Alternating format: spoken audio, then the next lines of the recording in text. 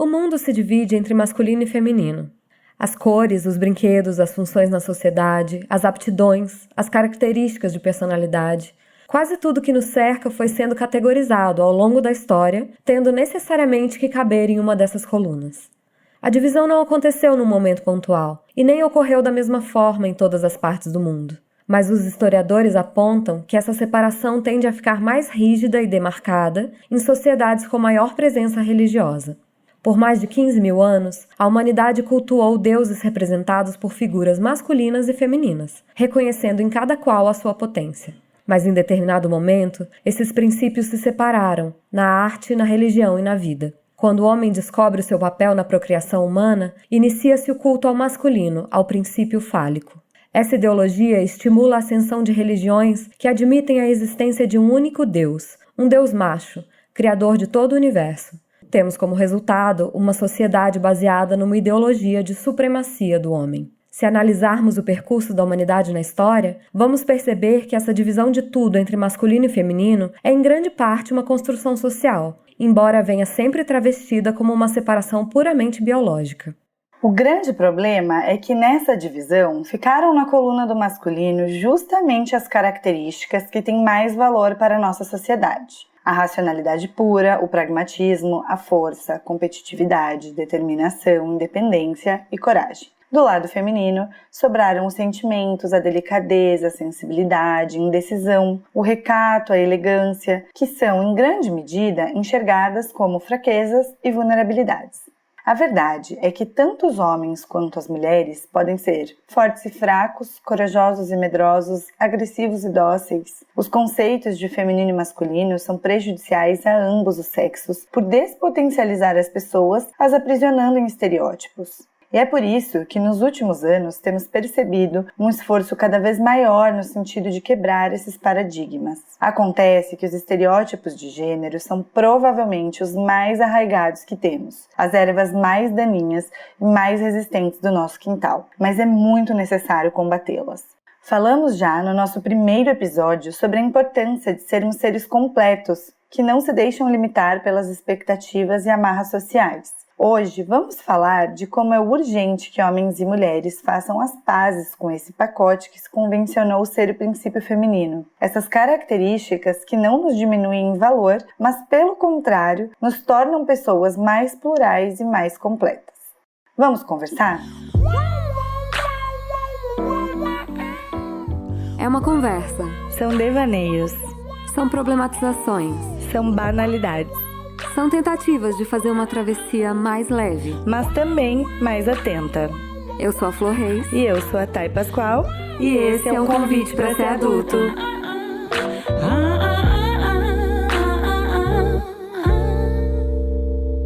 Oi, gente! Tudo bem com vocês? Antes da gente começar o programa, eu queria perguntar se vocês já estão seguindo o nosso Insta, @convite para ser adulto. Se você ainda não segue, vai lá pra gente continuar essa conversa. E então, vamos começar, Flor. Explica pra gente por que a gente escolheu falar sobre esse assunto hoje.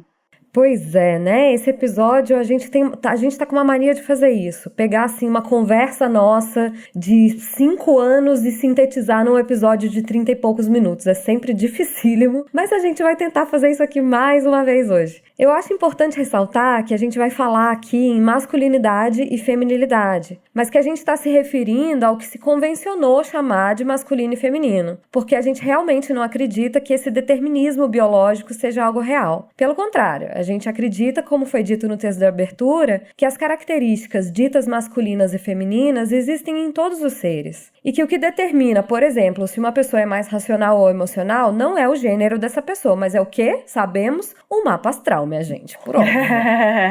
Óbvio. Mas por quê? Óbvio. Mas por que a gente fala aqui, então, em fazer as pazes com o feminino, se todos os seres temos dois lados, né? Justamente pelo fato de que a parte masculina está no topo. Então, ainda que as mulheres mulheres também precisem se apropriar da coragem, da competitividade e até da sua agressividade, o que sofre mais menosprezo e ridicularização são as características atribuídas ao feminino. É muito mais difícil fazer as pazes com essas características, tanto para os homens, que são incentivados desde muito jovens a serem másculos e viris, quanto para as mulheres, que não se sentem levadas a sério e respeitadas, especialmente nas relações de trabalho, né? Quando elas demonstram fragilidades, quando elas demonstram as características que são ditas femininas. Então, olha só, eu pensei em trazer aqui alguns exemplos da vida real, do nosso dia a dia, para a gente conseguir entender o que são essas representações na nossa vida, né? Então, vamos pensar nas mulheres que estão nos cargos mais altos nas grandes empresas, assim. O que vem na sua cabeça primeiro?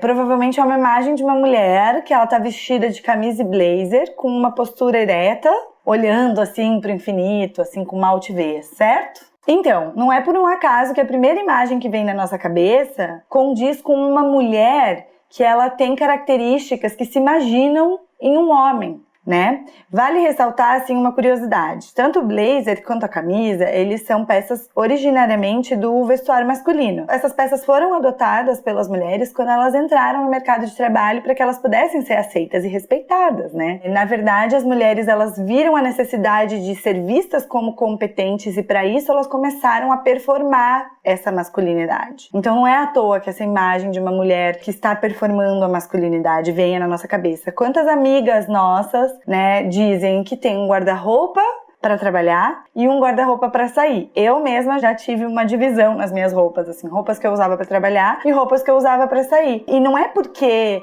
a gente não pode ir trabalhar com uma roupa coloridinha ou com uma bata florida, por exemplo, mas é que se uma pessoa vai trabalhar assim, uma mulher, por exemplo, uma diretora numa empresa, ela vai parecer frágil para o mercado. Automaticamente o mercado vai olhar para essa roupa e vai dizer, nossa, essa é uma pessoa frágil.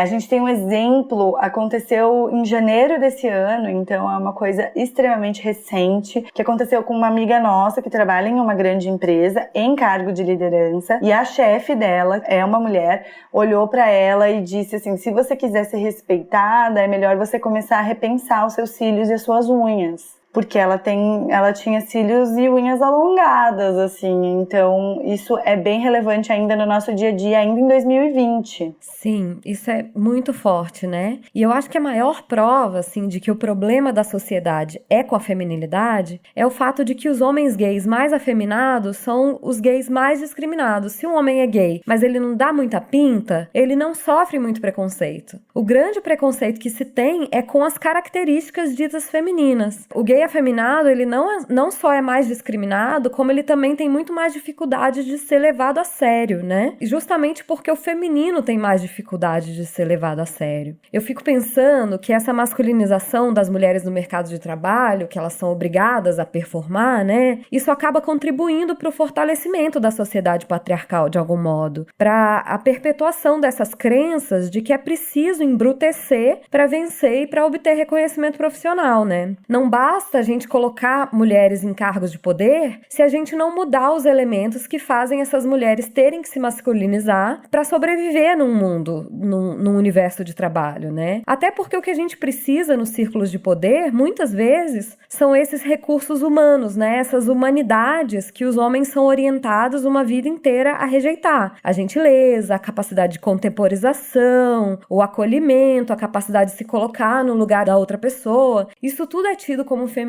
e os homens são desincentivados a desenvolver nas suas personalidades, mas são coisas muito importantes para a gente trabalhar em grupo, especialmente em cargos de liderança, em cargos de poder, etc. A gente está falando aqui de exemplos, assim, do mercado de trabalho, como isso reflete muito. Eu tenho uma história que eu lembrei agora enquanto você estava falando, de uma grande amiga minha, e que ela era gerente de operações. Eu trabalhava numa empresa como gerente de operações. E aí ela foi entrevistar uma pessoa para ser supervisor de operações, né? Era um cargo que responderia a ela para supervisionar uma equipe. E aí ela fez a entrevista toda Eu não me lembro por que ela tinha feito essa entrevista sozinha, a gente trabalhava junta e eu era a pessoa do RH naquele momento, mas eu não pude fazer junto com ela, enfim, ela conduziu sozinha, já era uma pessoa muito experiente. E aí ela tava conversando com a pessoa, fez várias perguntas e no final ele falou assim pra ela, era um homem sendo entrevistado para supervisor de operações, e ele falou assim pra ela: quando que eu vou ser entrevistado pelo responsável do setor? Daí ela olhou pra ele e ela falou assim: eu sou responsável do setor. E aí, ao invés dele ficar quieto, se desculpar e dizer que ele cometeu um equívoco, ele disse assim: mas é que eu achei que você era moça do RH. Ele completou para não deixar dúvidas. Ele completou para não deixar dúvida. Então, assim, eu fiquei muito impactada quando isso aconteceu. Essas coisas estão tão intrínsecas que a gente nem se questiona. Eu acho que algum tempo atrás, nem eu me questionaria na hora. Eu ia falar, pois é assim, né? As pessoas enxergam desse jeito. Mas nesse dia eu lembro que eu e minha amiga sentamos juntas e a gente riu. E a gente falou: como não ser contratado em 30 segundos? Você pode ir muito bem numa entrevista. Como estragar a sua entrevista de emprego. Isso. Você pode ir super bem na sua entrevista lá por meia hora e ser qualificado para vaga, mas essa sua falta de percepção do mundo, essa sua indelicadeza, né, te desqualificou completamente, porque ele claramente era uma pessoa que não seria subordinada a uma mulher, né? Ele não conseguiria aguentar ser subordinado a uma mulher, né? Ele já deixou isso bem claro. Então, assim, sobre essa normalização dessas coisas, é muito importante a gente falar. Porque eu, por exemplo, eu dirijo desde os 18 anos, eu aprendi a dirigir na autoescola, eu sempre fui a motorista da rodada, né? Eu já peguei muita estrada na vida, inclusive sozinha. Então, assim, eu me considero uma excelente motorista. O meu seguro, né? Sou o cristalzinho da minha seguradora, porque eu pago certinho todo ano e eu não uso, né? Realmente eu sou uma motorista muito ok. E aí, quando eu falo isso pra uma mulher, normalmente a mulher reage e fala assim: ok. Tipo, ou, que legal, então a próxima vez, né, vamos pegar uma estrada aí junto, sei lá. Que bom que você falou, vai ser você que vai dirigir todas as vezes. Quando eu falo isso pra um homem, o homem faz tipo assim: dirige bem, sei. E assim, é sempre com um tom de piadinha. Não tô dizendo que são todos os homens, tá, gente? Mas já aconteceu muitas vezes. Então, esse escárnio, essa piadinha, esse humor, na verdade tá mascarando ali um menosprezo, sabe? É um menosprezo da capacidade feminina de fazer algumas atividades, como dirigir, por exemplo. Nem sei em que ano que as mulheres tiveram a liberdade para poder dirigir, mas não é uma coisa que existe há muito tempo na nossa sociedade, é bem recente. Então, quando vem essas expressões do tipo teste do sofá, que quer dizer que o quê? Que uma mulher só conseguiu aquele emprego porque ela teve que oferecer favores sexuais para chegar lá. Ou golpe da barriga, que é uma falácia, apesar que se pegam situações específicas que aconteceram na vida para dizer que mulheres engravidam para dar golpe na barriga em homens, sendo que elas vão ficar responsáveis pela criação de um filho o resto da vida, entendeu? Sendo que vão ganhar o quê? Uma pensão de R$300, de R$500 por mês para sustentar um filho e todos os cuidados na vida. E tem quase 6 milhões de crianças e adultos, né, no Brasil,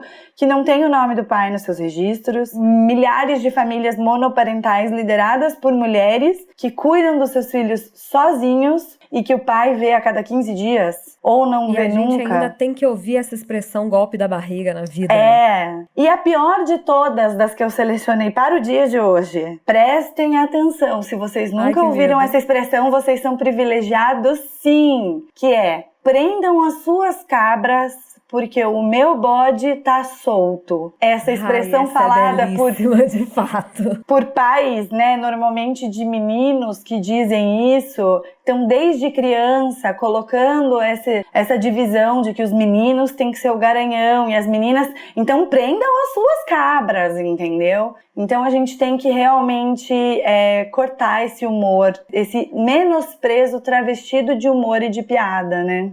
Sim, eu fiquei pensando, há alguns meses atrás a gente viu várias matérias nos jornais, né, mostrando a presidenta da Nova Zelândia, a Angela Merkel na Alemanha, a presidente de Taiwan, as primeiras ministras da Noruega, da Dinamarca, da Islândia, que foram exemplos do combate ao coronavírus, né, e aí foi noticiado isso no jornal, que foram países que lidaram super bem com a pandemia, e apareciam as fotos delas nessas matérias. E quando eu vi as fotos delas, e algumas são mulheres bem jovens, né, a da Nova Zelândia mesmo é bem bem jovem, eu fiquei olhando os rostos daquelas mulheres e eu fiquei pensando que elas jamais teriam condições de governar um país machista como o Brasil. Não por falta de competência, mas porque elas jamais seriam respeitadas e levadas a sério. Aliás, elas seriam desrespeitadas, invalidadas e constrangidas com piadas e charges sexistas nos jornais, com adesivo na entrada de combustível do carro simulando uma violação sexual, da mesma forma que a única mulher que chegou à presidência do Brasil foi. Da mesma forma. E a gente vê exatamente isso nas mulheres em todas as posições de destaque. A gente vê que isso acontece com todas as mulheres de posição de destaque. Elas são objeto de escrutínio público constante. Elas têm que se provar 50 vezes mais. E não só em termos de capacidade para a condução do cargo. Em todos os aspectos da sua vida, assim. Elas são xingadas por sua conduta sexual o tempo inteiro. Elas são, assim, ridicularizadas o tempo inteiro. É constrangedor, é absolutamente constrangedor. E eu fico vendo o abismo entre os países, né, gente? Triste. Em suma, muito triste. Essa escassez, assim, das mulheres nas posições de liderança, né? Essa ausência, na verdade, de mulheres em figuras de poder, a gente tem muito pouco, é justamente por isso. Porque o mercado e a forma como isso está estabelecido não aceita que uma mulher esteja ali, né? Então, assim, por exemplo, uma mulher tá sendo presidenta de um país, nossa, mas ela é feia, nossa, mas o dente dela tá amarelo. Tipo assim, gente... Vamos então falar sobre os erros que ela cometeu enquanto presidente, ou os acertos, ou a capacidade dela de gerir ou não de gerir, agora não da aparência física, não da resposta que ela dá para um jornalista provocativo, não por isso, porque a gente não faz isso com os homens, né? Existem dados bem tristes que atualmente na Bolsa de Valores não tem nenhuma das empresas listada na Bolsa de Valores do Brasil é presidida por mulheres. Nenhuma.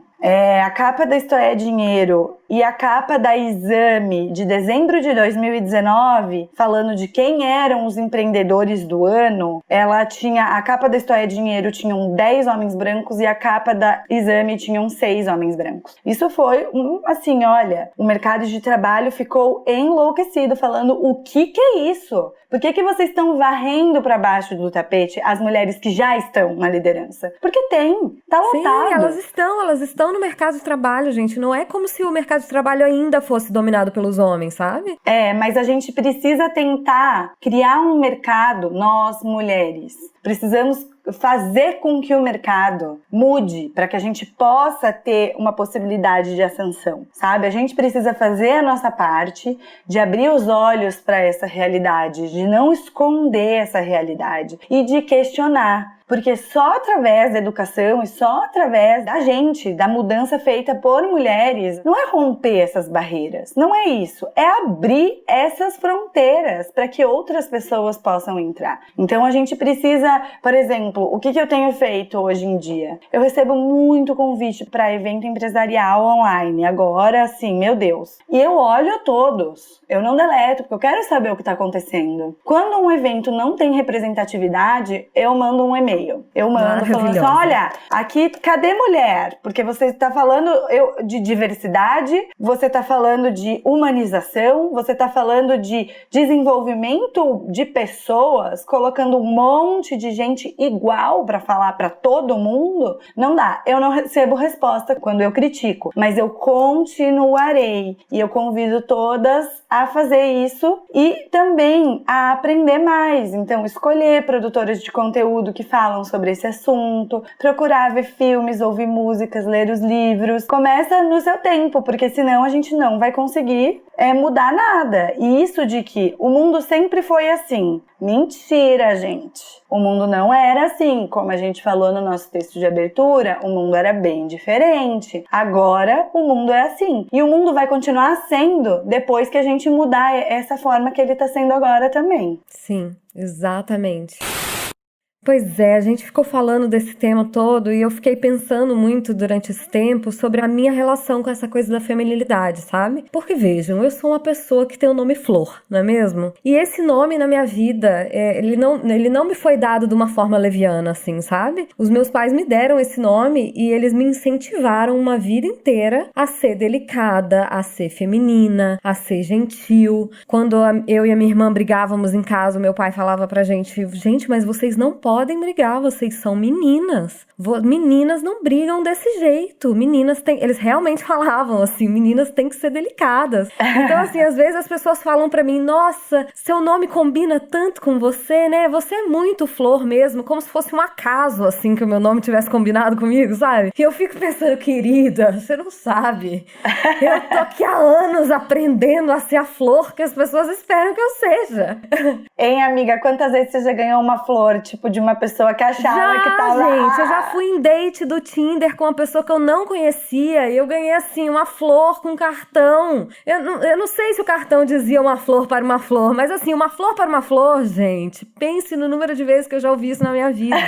Vocês não têm ideia. Então, assim, não é fácil. Todo mundo acha bonito esse negócio de chamar flor, mas eu quero aqui dar o meu depoimento que não é fácil, entendeu? Eu tive que performar muito femininamente a minha vida inteira. E, assim, não que tenha sido não que eu fosse uma pessoa por essência diferente, mas eu não sei qual que seria a minha essência se eu tivesse tido outro nome, sabe? Eu vejo que a minha irmã, por exemplo, quando criança, ela era bem menos feminina, assim, ela era mais tomboy mesmo. Mas hoje ela, assim, quem conhece a Júlia sabe, a Júlia é maravilhosa, assim, uma deusa de uma mulher, e ainda assim ela acha às vezes que ela não é feminina o suficiente. Ou ela vê fotos nossas quando criança, ela fala, gente, mas eu era um menino mesmo, né? Porque o quê? Além de tudo, ela era colocada, a comparação dela era o quê? O suprassumo da feminilidade. Uma pessoa que chamava Flor, entendeu? Então, difícil, gente, difícil essa história. E além disso, além de ter crescido com uma irmã, eu tenho muitas primas. Então, na minha infância, eu brinquei e convivi praticamente só com mulheres. E quando eu comecei a namorar, o meu primeiro namorado, ele tinha um irmãozinho bem mais novo. E ele, o meu ex-namorado, o irmãozinho e o pai brincavam entre os três, assim, e brincavam de lutinha, e brincavam de se empurrar no chão, e brincavam de fingir que ia jogar uma pedra um no outro. E era um troço, assim, de uma agressividade que aquilo me chocou. Eu me lembro, assim, da sensação de ficar sempre achando que ia sobrar um tapa pra mim de algum jeito, assim. Porque aquela agressividade, ela simplesmente não estava no meu universo. Ela simplesmente não estava no universo feminino.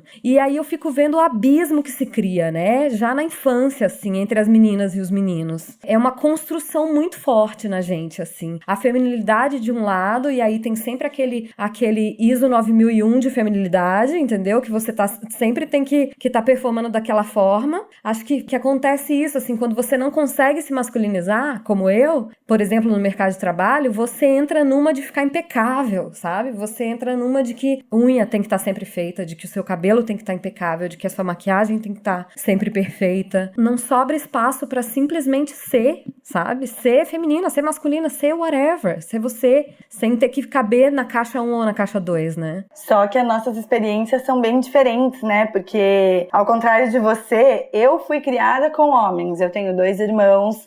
Na minha casa sempre tinham uns primos homens. Não tinha absolutamente nenhuma menina de referência pra eu brincar na minha infância. Não tive mesmo isso. Então, essa divisão, assim, ela já é colocada de uma forma diferente quando existe essa mistura desde a pequena infância. Você já percebe. Então, isso que você falou da agressividade nas brincadeiras, enfim. Assim, minha filha, golpes de judô sempre foram presentes na minha vida. Eu realmente sabia me defender em brigas. Meu irmão Daniel tinha toda essa predisposição de me ensinar. Sim, eu realmente você e a Dani sabia. sabem brigar, sabe? Se a gente cair numa briga, eu vou apanhar pra caralho. E vocês Isso não vai se vocês acontecer. não estiverem juntos, eu vou apanhar muito, sabe? Isso não vai acontecer, mas eu realmente aprendi a me defender de brigas, aprendi a dar golpes de judô, aprendi a sair de golpes de judô, entre outras coisas. Mas ao mesmo tempo eu dançava balé, eu era bailarina, entendeu? Mas olha, teve Então- muito mais possibilidades. Exatamente. Então é uma coisa muito, muito louca, mas afeta a nossa construção de visão. Da onde a gente parte, afeta a nossa construção de visão. E daí, pra você perceber como o mundo funciona, como as coisas funcionam, você não vai ter um despertar que vai acontecer assim. Nossa, no seu primeiro emprego vai te dar um clique, você vai ver tudo e você vai ver que aconteceu isso na sua vida porque você é mulher. Não vai ser assim. Você vai tendo pequenos despertares, né? Você vai percebendo essas coisas aos poucos. Quando algo corriqueiro que sempre aconteceu à sua volta, de repente te bate de um jeito diferente, né? Eu tenho uma amiga que me contou uma história de um colega de trabalho que assediou, assim, uma funcionária na frente dela e que na hora ela se chocou muito, assim, ela ficou muito abismada, que ela já tinha visto essa cena acontecer algumas vezes antes com a mesma pessoa. Só que ela nunca tinha visto a gravidade daquilo, até que um dia ela viu. Né? Então quanto mais a gente vai se aprofundando no assunto, mais vai mudando, modificando o nosso olhar. Pra mim, assim, me marcou muito um dia que eu tava no carro dirigindo pro trabalho e começou a tocar Triste Louco Má, que é uma música da banda Francisco Alombre, escrita pela Ju Estraçacapa, né? Muito obrigada, Ju, pela existência dessa música, se esse podcast chegar até você. Era uma música que eu já conhecia, mas naquele dia, assim, bateu de um jeito diferente. Eu entendi completamente o significado daquela música, o que ela queria dizer. E eu já tinha ouvido ela muitas vezes, mas é na nossa construção do dia a dia, das referências, e é ouvindo outras pessoas e outras mulheres e lendo mais, que a gente vai ampliando a nossa visão, sabe? Eu acho que é válido dizer aqui que o que é feminino é um tema muito inesgotável. A gente não vai conseguir dar cabo a todas essas impressões hoje, mas a gente vai desmembrar em outros episódios isso que você falou, né, Flor, sobre a beleza. Eu acho que merece um episódio só pra gente falar da nossa relação especificamente com a beleza, que é muito não saudável hoje em dia, né? A gente se aprisiona na beleza e acaba esquecendo dos outros aspectos do feminino, mas pra gente não ficar presa a esses moldes que nos são pré-estabelecidos, a gente precisa pensar. E isso não é uma crítica para as mulheres que aceitam e que gostam e que vivem nesses moldes, desde que seja uma escolha consciente, que a pessoa possa dizer, eu quero isso pra mim. E não que ela esteja vivendo isso porque ela não sabia que ela tinha outras escolhas que ela poderia fazer. Sim, exato. Se for deliberado, tá tudo bem, gente. A gente só é contra o que é compulsório, sabe? Nada pode ser compulsório. Se você deliberar contigo mesmo e decidir que serve pra você, que tá tudo bem, faz. Mas assim, como uma pessoa que foi incentivada a uma feminilidade performática grande a vida inteira, eu falo... Da minha experiência, eu posso dizer pra vocês, é libertador. Quando você se libera também de caber naquele feminino pré-determinado, sabe? Naquele feminino compulsório, assim. Tem o teu, né? Uma outra coisa que eu acho que cabe um outro episódio, mas que eu queria pontuar aqui, é que essa dicotomia na forma da gente pensar os dois gêneros impede, inclusive, que os homens e as mulheres se relacionem sexualmente de forma mais saudável, né? Porque a mulher, ela tem que negar o seu desejo, ela tem que rejeitar um pouquinho, ela tem que fazer um charme, e aí o cara o quê? Já acha que ele tem que dar uma insistida, ele tem um tesão sexual, né? Que ele precisa apagar o fogo dele, enfim. A gente tem na nossa sociedade uma fetichização da fragilidade, sabe? A mulher, ela é representada sempre de modo delicado, lânguido. Essa mulher que é muito delicada, que parece que vai quebrar, ela é erotizada altamente, assim, na nossa sociedade. Todo mundo quer ser essa menina que parece que vai quebrar, de tão magrinha que ela é, sabe? Inclusive, o padrão de beleza que nos é imposto também é esse, né? O da mulher tão magra que parece que vai quebrar. A Sandy. Quem consegue, gente, ter o padrão de beleza da Sandy? Eu conheço umas 2 pessoas, assim, que são, assim, esse biotipo. Que são bem Sandy, né? Que virou, assim, inclusive uma forma de localizar, assim. Ela é bem Sandy, sabe? Virou um adjetivo. E eu fico pensando, né, a quem que serve essa fragilidade, né? A serviço de quem que tá esse padrão de beleza, essas dietas super restritivas, né? Sim, a fragilização da figura feminina, isso de nos manter de dieta, colocar padrões de beleza inatingíveis, o menosprezo das nossas questões através dessas piadas, e a vergonha em relação ao sexo, a humilhação das mulheres que têm uma vida sexual ativa, a exposição de meninas, às vezes, assim, de uma forma sexualizada. Isso tudo vai nos fazendo reprimidas, né? Não há como negar que na constituição da feminilidade existe uma repressão ao sexo, né? Então, a masturbação feminina é um tabu absoluto na sociedade. As mulheres, as meninas não podem jamais entrar em contato com esse assunto sobre masturbação, porque é feio, porque é pecado, porque é sujo. Enquanto a masturbação masculina, ela tá ok na sociedade. Ela é, inclusive, normalizada e incentivada pelos pais. E tá tudo bem, era para ser para os dois, mas essa diferença influencia totalmente na nossa construção, porque a gente se torna mulheres inseguras, nossa autoestima fica prejudicada, a gente fica com questões sempre relacionadas à nossa sexualidade, enquanto a gente está ouvindo que os homens pensam com a cabeça de baixo. Mas jamais se fala na existência de um prazer feminino, como se isso fosse da natureza. Gente, assim, ó, spoiler, tá? Não é da natureza do homem ou da mulher. A sexualidade, ela é da natureza humana. Sim, exato. E eu fiquei pensando nisso, né? Que se de um lado a gente constrói essa erotização da mulher delicada e frágil, do outro lado a gente tem o contrário. A gente tem a fetichização do macho meio bruto, daquele homem meio lenhador, sabe? O cara lenhador, inclusive, virou tendência nos últimos anos, gente. De repente os caras eram tudo lenhador. Umas camisas xadrez, umas barbas, só que assim, lenhador hipster, né? Com a barba bem cortada e tal. Isso tem um nome, inclusive, que é o lumbersexual. Que é assim, esse padrão de beleza do lenhador.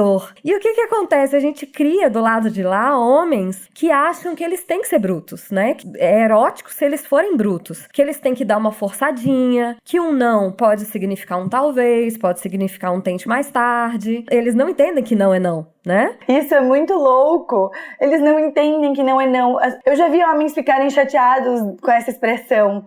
Tipo, óbvio que não é não. E infelizmente não é óbvio, né? Infelizmente não é óbvio, exato, porque eles são ensinados a pensar que não é talvez, que não é, não sei, quem sabe, entendeu? Enquanto as mulheres são criadas para serem frágeis, como eu disse, e elas não são ensinadas a se defender, elas não são ensinadas a defender os seus corpos, a fortalecer os seus corpos, e elas não têm direito a serem agressivas, não têm direito à agressividade, o que nos tolhe profundamente, né? Muito, e assim, se tem uma coisa que eu queria que as pessoas que estão nos escutando saíssem desse episódio, é que uma mulher, ela pode sim encontrar uma grande fonte de poder e de feminilidade quando ela encontra o próprio prazer. A gente precisa se entender como um ser desejante e não apenas como um ser desejado, né? A gente tem que acabar com aquela imagem da mulher bela e lânguida que está esperando um homem a desejá-la, né? E se apropriar disso e dizer: a gente tem desejo sim, aprender a explorar nosso corpo, explorar nossa potência feminina, normalizar a vida sexual, normalizar a sexualidade feminina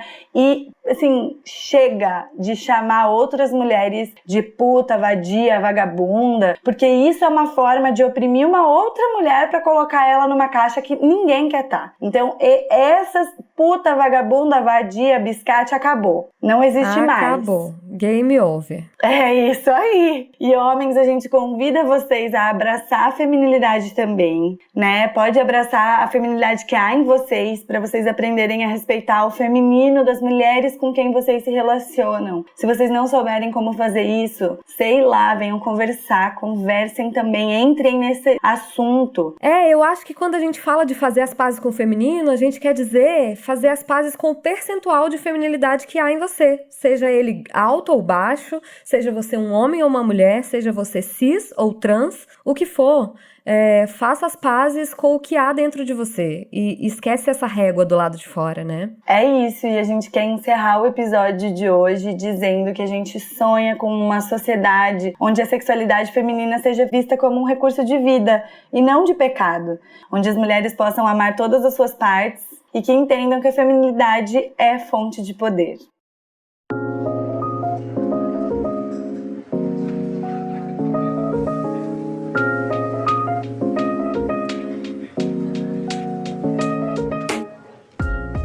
Então vamos para as nossas indicações. Me diz aí, Thay, o que você acha relevante? Olha, eu queria indicar a série Big Little Lies, da HBO, é super premiada. Ela conta a história de 5 mulheres. A Reese Witherspoon e a Nicole Kidman, elas são as produtoras executivas e também protagonistas, junto com outras mulheres incríveis. E é uma série que ela é muito profunda, assim, né? Você tem que ir assistindo e quando você vai vendo, ela vai abraçando questões realmente profundas sobre a vida dessas mulheres de uma forma maravilhosa. Tem 2 temporadas e vale muito a pena assistir. E eu indico também um podcast da Óbvios, do Bom Dia Óbvios, que se chama Não se Destrói o Patriarcado com Fome, que é para falar justamente de como fugir dessas amarras aí que nos fazem ficar tão fragilizadas, né? E uma delas muito importante é a alimentação. Então, eu aposto que grande parte das mulheres que estão nos ouvindo hoje tem muitos problemas com a relação com a comida. E esse é um episódio que vale a pena ser ouvido.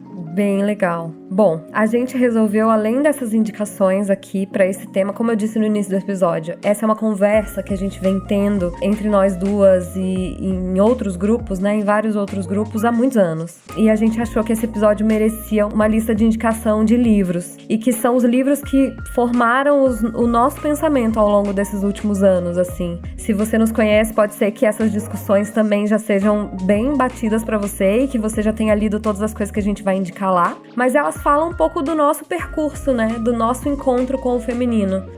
Por onde são vários começar, livros que são bem né? interessantes pra gente, bem importantes pra gente na nossa história. Da minha parte, eu posso dizer pra vocês que se essa conversa é bem nova pra vocês, eu leria, foi o que eu li que mudou a minha vida há 5 anos atrás, A Cama na Varanda, da Regina Navarro Lins, que estará na lista, mas todos os outros são maravilhosos, importantíssimos. E é isso, gente. Muito obrigada por estarem aqui com a gente nessa conversa, por aceitarem o nosso convite. E nos encontrem fora daqui do podcast, no Instagram, @convitepraseradulto. A minha conta pessoal no Instagram e no Twitter é @flor_reis. A minha é @ThaiPascoal no Instagram e Pascoal Tayane no Twitter. E o nosso e-mail é convitepraseradulto@gmail.com. Um beijo! Um beijo, até mais!